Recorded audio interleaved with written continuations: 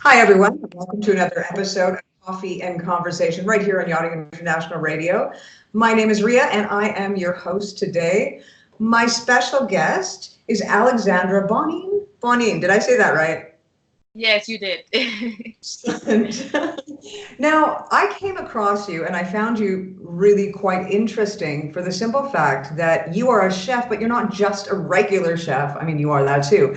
But you are a holistic chef.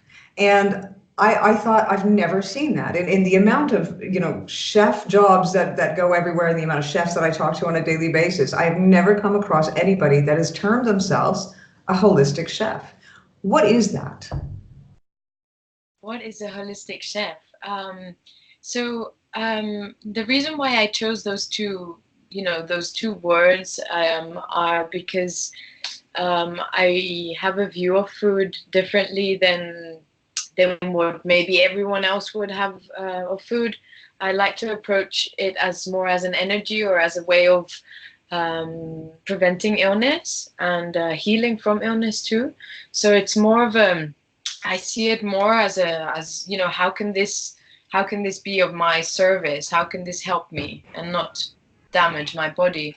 Um, the other thing is that the holistic part is how can we all eat for our overall well-being and improve our physical body, emotional body, intelligent body, mental mental everything about us, how can we live to our full potential and just make it a healthy place to be in. Well, it's interesting that you've come to this point. Like, let's start off. Where are you originally from? Like, what is your background? My father is Mallorquin and my mother is Irish, and I was born in Mallorca, and I grew up there. I lived there all my life. So you are Mallorquin. So obviously, being from Mallorca, yachting was everywhere. So you obviously had sort of a desire to get into yachting at a young age. Exactly. Yes. I was 19 when I got my first job on a boat. So was it your intention to be a chef, or did you just want to start as a stew and see where you went? What was your sort of, when did you decide that chefing was sort of the direction in which you wanted to go? Wow, that wasn't. I mean, I started working on boats, thinking, wanting to be at sea, and I thought I could be a pirate and just travel around and sail and be at sea, especially because growing up around the sea is part of us, so it felt natural. But I started as a stewardess, and the chef thing didn't really. I wasn't never thought about that until a friend of mine a few years ago asked me if I could cover her for a month. She was going away, and she's a chef, and could you cover me for a month and cook for the crew? And yeah, absolutely, because I've always been passionate about cooking too. And ever since I did that, I was like, wow, maybe I should do this. And then eventually I started cooking on boats, and I just started cooking also on yoga retreats, so off boats too. And I love it. So it became your passion then at a certain stage. Now, have you taken any courses or classes for to be a chef? I took, yes, I did take one in Mallorca, like a 4-week course that included, everything, all, from fish to meat to baking breads and everything. And then I took one last year in Indonesia, which was a raw vegan one, which that was what fascinated me. That was amazing. That was great. So with holistic, then, is it specifically more towards the vegan side of things, vegetarian, or do you cook with meat as well? I guess people would want to know. I mean, you're feeding the body. Does that include animal? Absolutely. That's a question I get often asked by people, are you a vegan? Are you vegetarian? Are you, you know, I would like to say that I don't believe in one thing being good for you. Um, so with my holistic approach to food and cooking for people is more how can we include more fruit and vegetable into our meals? Whether there's meat or fish or eggs, it's not a problem. But how can we have more living energies on this meal with your piece of meat? Maybe make the piece of meat, maybe that can be smaller, and then a bit more broccoli, or so it's more about how can we bring more health into our life. I don't necessarily like to put things in boxes and limit people, because I don't really think I don't think that's the way. So it's just more of a, how can we live a little bit of a healthier lifestyle? How can we have, how could we do, instead of 2 chocolate bars a day, can we have 1 and then maybe a power bar, that's made out of dried fruit and dried nuts? I think balance is key.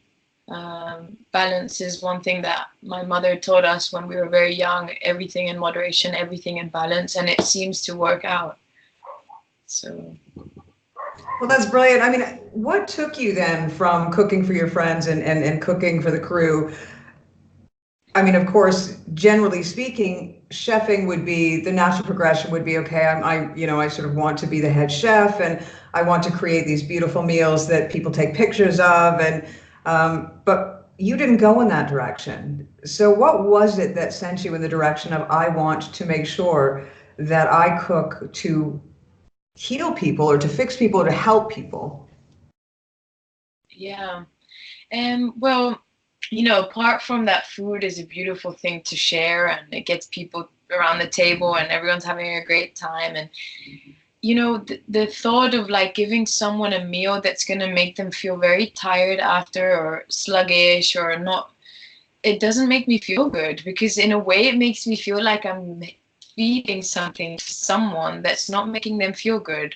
And I want them to feel good after food. I don't want to see them tired or feeling a bit foggy, So I was always, even when I was young, I was always thinking about ways to improve my health, whether it's exercise, whether it's breathing, whether it's yoga, eating healthier. To me, personally, it really proved me that the healthier I eat, the better I feel. And the more clear I become, and, everything just becomes more clear. So that's what sent you in this direction then, obviously, is that you wanted to make everybody feel the same way. You wanted to take what you did for yourself and share that. Yes, exactly. Yes, exactly. Just teach, like, look, you can eat this beautiful meal, and you're not gonna feel tired after. You're gonna be able to go for a walk, or you're not gonna, you're gonna wake up the next morning and with energy and focused and clear, and without this fogginess of like confusion, and I just feel that healthy, or fruits and vegetables especially, just bring so much clarity to a human. That's how I feel about it. Well, I mean, I guess that would be something that is, not incredibly important for athletes, for example, and yacht crew. I mean, when you're working hard and you're working long days on a yacht, the idea that you would stop for lunch and feel like having a nap afterwards is not very attractive, because you still have 8 to 10 hours of the day left. And to have something that would fuel your body and give you the energy and make you want to get up to go, I think would probably be a better option than a meal that would make you want to have a siesta, for example. Exactly. Yes. Yeah, I totally agree with you. It's about, yeah, exactly. Like after it, it's different if it's a Thanksgiving dinner or a Christmas dinner and everyone's going to sit down after. But if you're going to have to exercise or move or work, you want to feel even more energized after that meal. Yeah, well, and I mean, I guess Thanksgiving and Christmas, it includes turkey, and I think turkey has some sort of, I don't know, something in it that makes you go to sleep, doesn't it? It does for me anyways. It might just be the way I work, but every time I eat turkey, I'm like out for the count. It could be a few Yeah. glasses of wine. Yeah, a combination of, you know, everything all together. But yeah. But I think sometimes too, we tend to overeat at special occasions, and that also is what creates the sort of drag and the feeling of heaviness. Yeah. So you've just actually released your new website, haven't you? I have, yeah, just last week. Well, tell us what, I mean, if people are looking into what you're doing and are interested in what you're doing and wanting to find out more, tell us about what we can find on the website. Absolutely. So, my website is a platform for me to just basically just show who I am to people and what services I offer to them. It's something that I was working on for a long time. People will be like, "What's your Instagram or what's your webpage?" And I wouldn't have anything because I'd never cared because I wasn't interested. Social media was not a thing. But I realized that if you want to, you know, get a little bit of business or do something, it's important to have a bit of, at least a web page. So yeah, so on my webpage I offer services. Some are one of the services is a chef at retreats. I love cooking at retreats, especially yoga retreats. The atmosphere is always amazing. The people are great. The whole routine is beautiful, and the food I can cook is normally vegan. So I'm a happy woman there. But yeah, I also offer in at home chef services. So if there's someone that wants to improve their health, but they don't have the time maybe, or they don't really know how to, I'm super happy to come in and give them a hand or prepare the meals and have them ready for them so that they can come back from work and just have a nice healthy meal ready. Um, and yeah, I'm looking to expand a little bit more, perhaps starting some workshops, um, how to make vegan desserts or, anything.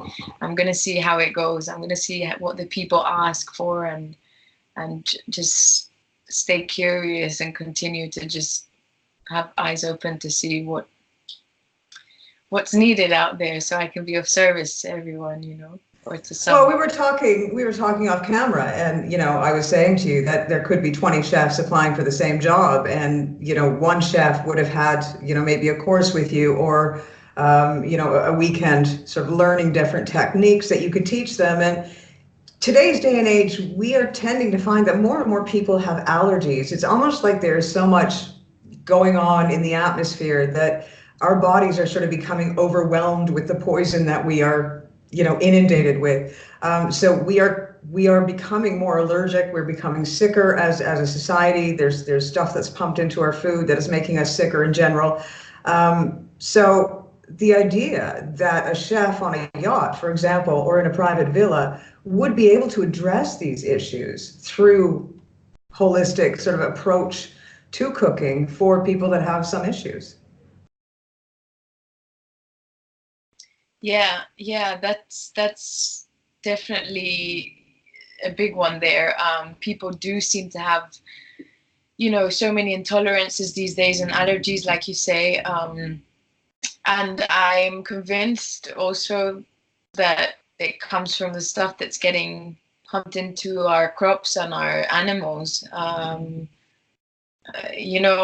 I don't think I would have done this 100 years ago when chickens were healthy and cows were healthy and the crops were clean and you could, the good thing is that you can still get very good produce in farms and in the countryside in Spain and here too, But yeah, I definitely think that all these allergies and intolerances are coming from all these chemicals that are being put into our foods. So the holistic approach is to maybe minimize those allergies or intolerances, or hopefully get rid of them with a different kind of approach to food, and more like, how can I feed good stuff to all my organs and my whole body, not just because it tastes good, but because it's good for me and it's going to make me feel better.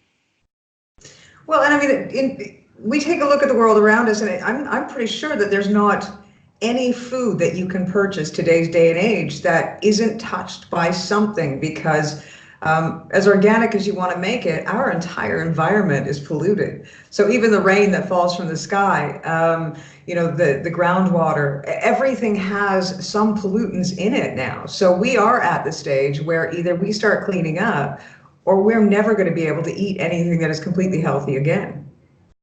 Yeah, yeah, And it's a absolutely. shame. It's a shame. It's a shame because you end up going in so many circles that you're like, can I even eat anything, or can I even breathe the air? Because even the air is polluted. Yeah. So it's a That's a very, it's an interesting topic. It's sad. I guess also the beauty is like, how can we make the most out of this, and how can we help? Like you say, to get our waters more, how to take care of our water and of our air, and how to just be more sustainable and learn how to have healthy earth to plant healthy veggies, for example. Well, and I mean, I think, it's funny because you take a look at society, and 40 years ago, we didn't have this problem. 40 years ago, Yeah. for example, I would be going with my mother to the local chicken farm, and that's where we got our chicken and eggs. And we would be going to the other farmer down the road, and that's where we would get our milk and our beef. The milk was in bottles, and we would go back to the milkman, and we would get, that refilled. And it was just, and in 40 years, we have done such damage to our environment and everything around us. And it's going to take 10 times that in years in order to fix the damage that we've done in such a short period of time. But so many people are working so hard to fix that. And it would be nice to be able to take a look at the food that we eat and see it in a way in which there's no waste, no waste feeding, because we have so much food that goes to waste, and we have people starving on the streets. And, there is no need for that, because there is enough food here if we don't sort of overconsume, as it were. Exactly. Overconsume and consciously eat. So eat consciously, eat how much you need, not more than you need, and try to use everything up. Try to buy local, try to buy, you go to the countryside, and even in Mallorca, and there's no one that gives you a plastic bag. It's all, you bring your basket and you put all your veggies in there. So yeah, absolutely. Try to, buy local and use the whole produce as much as you can, use it all. You can use it all on fruit and vegetables. And yeah, be conscious about what you buy and where you buy it from and what you're going to do with it. And that goes for you're helping the whole world at the end of the day. It's not a selfish thing to do. You're not just helping yourself and your family, but you're helping everyone else. So yeah, I guess it's also a way of sustainability, of helping the world, and choosing to open up our eyes and see what's going on, and not just hide and pretend everything's fine. Well, and you like you said, in Mallorca, it is so easy. There's markets absolutely everywhere, and they have the most beautiful produce, the beautiful fruit. I mean, you've got fresh eggs, all the things that you could possibly want in the market, and there's never plastic within a mile. I mean, they will give you plastic if you don't have your bag, but it's funny because you see the foreigners, and the foreigners, none of them have, the traditional sort of woven bags that most of the older Mallorquin little ladies have. The Mallorquins, they've got their little things, and they go in and, they do their shopping. There's not a bit of plastic to be seen. It tends to be the foreigners that come in, and they don't have bags or anything else, and they're not even thinking about it. Either they're tourists, or they're not tourists and just don't have the concept.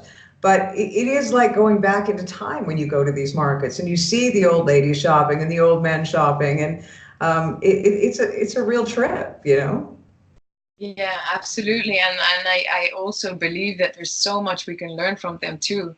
I mean, they yeah, like you say, the little baskets, they probably have all these type of cooking tips and tricks to use things up, and so yeah, definitely. Yeah. Well, because they came from a time when there wasn't a lot out there, and they had to work really hard for every single thing that they had. Things weren't so easy 40 or 50 years ago, especially in Spain. So they made do, and they had big families, and they made sure that everybody had a good meal every single day. They were fed well. They were healthy. And so, yeah, I think society in general would probably benefit greatly from spending a little bit of time with anybody over the age of 80. Yes, yes, absolutely, yes, yeah. the advice and tips and tricks that they could give us. We sort of closed our ears because we think that they're done and their time is over. But what we don't understand is that what we're trying to do at this stage, not only with food, for example, but with everything in general, clothing, is exactly the way they used to live. Exactly. Yeah. And one of the other things that I think is magic, and it's one of the things I come to think about often, is about the simplicity, going down to simplicity. Everything, your life just becomes so much easier and simpler when you reduce so much things that you don't need, you Yeah. know? Yeah, no, I think we are based this society. I mean, the IKEA's, not that there's anything wrong with IKEA, but you have, places like IKEA and little shops that sell things for €1, and it's a disposable society. And I had this conversation with somebody from Save the Med just the other day, that we are a generation, this whole 40-year gap, we're a generation of disposable, right down to disposable people, friendships, and relationships. Everything is disposable, and I mean everything, people. And it's such a sad thing. And there's no way forward from that. We do have to go back in order to change society, I do believe. Yeah, absolutely. I agree with you. I definitely agree with you. It's like going within in order to heal yourself or to help yourself. It's not going to be out there. It's going to be with yourself, So, yeah, definitely. Yeah. We all have to take a little bit of time and work on ourselves, I think, sometimes, no matter how old you get. We're not talking about me. Well, you know what? I'm really excited about learning more. And you're not actually in Mallorca at the moment, are you? I am not. I'm not. I'm in the States right now. But when are you coming back? I'm coming back the 1st of February. Okay, so as of the 1st of February, what I'd like to do is I would like to get together with you and have you prepare a meal, and I will film it for the audience of Yachting International Radio. And we can see exactly what it is you do, and you can explain it to us and sort of walk us through the steps. And I think it'd be really interesting for our viewers. Would you be up for that? I would super be up for that. I would love that. Well, because I think, I would really like to see you in action, and I think you could probably teach me a thing or two because, I have 2 young children that I have to cook for, and the ability to cook properly and more for their body's needs, I think is something that I need to learn. I think our listeners and our viewers would definitely be interested in that sort of thing. So we'll try and set that up. But in the meantime, if people want to find out more about you, what is your website? My website is www.alexandrabonnin.com. So that Okay, is well, I will add that on to this interview when it airs so that anybody can check it out if they want. And would you consider having workshops when you get back so that people can learn a little bit more about what you do and try to apply it in their daily lives? Absolutely. Absolutely. I would love to. It would be a pleasure for me to get together with people and maybe teach them and show them, different alternatives of cooking and how to, improve a little bit more their energy and their vitality, and for sure. Yeah. Brilliant. Well, I'm signing up for the first workshop, just to say.